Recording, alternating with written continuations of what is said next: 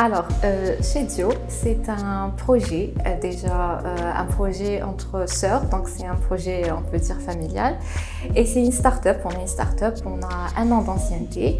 Et chez Dio, il vise à promouvoir le patrimoine algérien et le préserver aussi en quelque sorte, via la technologie. Donc on met la technologie, les nouvelles technologies, au service du patrimoine culturel historique algérien.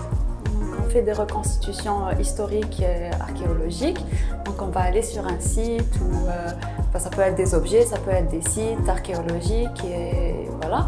Donc on va faire toute une démarche de documentation, de recherche, voilà, des plans, des illustrations, des livres, tout ce qui pourra être nécessaire à la réalisation de la reconstitution. Et on aime vraiment être fidèle à la réalité, c'est-à-dire à comment le monument ou le site archéologique était à son époque. Donc voilà, et chez Dio veut dire design en grec. Voilà. On a choisi une anecdote en fait. Voilà. Donc c'est Doria qui a choisi le nom du projet qui était vraiment il y a 1 an sur papier. Donc voilà, c'était une réflexion et tout. On a fait une grande étude de marché et tout ça pour savoir où est-ce qu'on était à peu près vis-à-vis du Maghreb, vis-à-vis du reste du monde, de l'Europe notamment. Alors on a commencé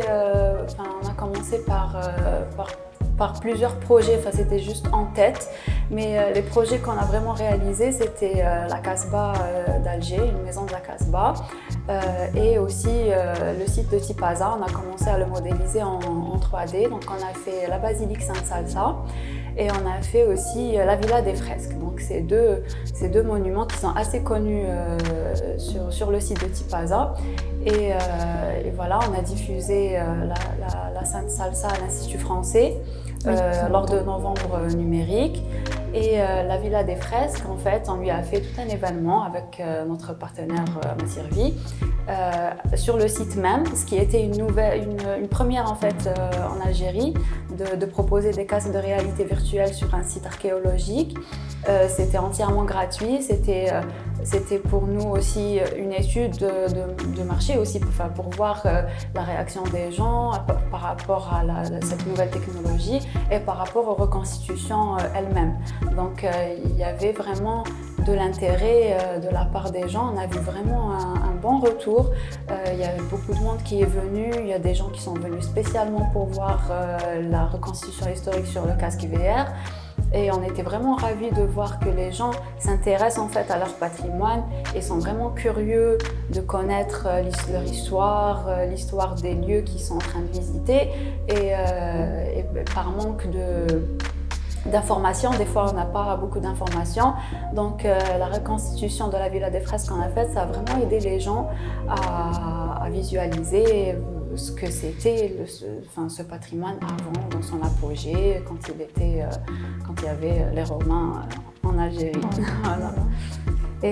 Et donc notre but, c'est cette continuité, c'est de faire le plus de sites archéologiques et de monuments historiques le plus possible, et pas uniquement à ceux qui se trouvent à Alger, mais aussi ceux qui se trouvent ailleurs. D'ailleurs, on a beaucoup de personnes qui, maintenant qu'on a 1 an un petit peu d'ancienneté, il y a des gens qui nous connaissent et tout par le biais des médias, par le biais comme vous, la Chambre de commerce française, algéro-française, qui nous a invités aujourd'hui pour parler de notre projet.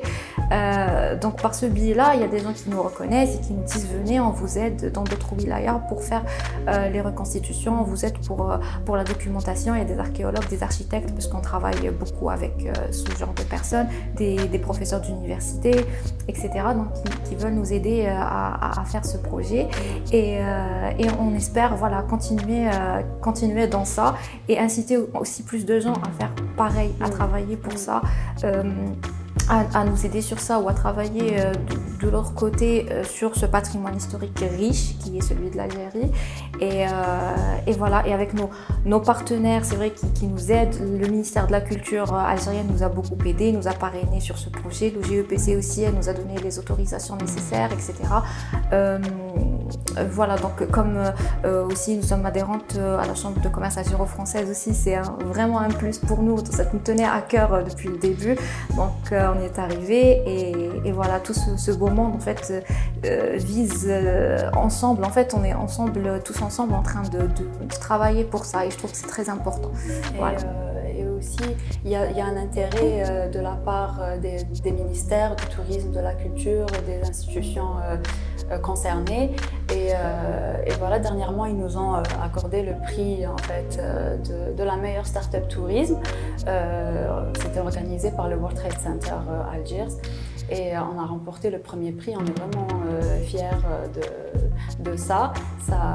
Ça prouve que voilà, il y a un travail derrière, que c'est reconnu, il y a un intérêt, etc. Et ça nous booste encore plus à faire encore plus et à donner encore plus aux gens, et voilà.